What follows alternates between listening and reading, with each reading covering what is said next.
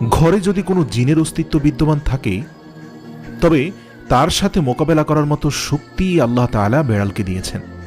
বেড়ালটি জিনের সাথে থাকা নেগেটিভ এনার্জিগুলোকেও শোষণ করে ফেলতে পারে।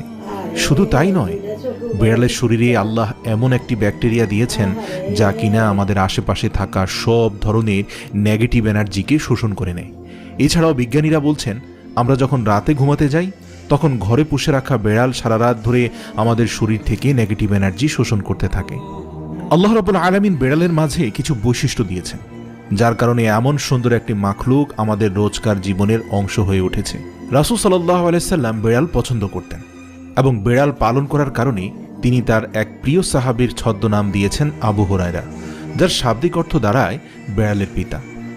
কেন একজন মুসলিমের বেড়াল পালন করা উচিত? গবেষণা করে জানতে পারা যায়, আজ থেকে ৮,০০০ বছর পূর্বে জঙ্গলের বেড়ালরা খাবারের খোঁজে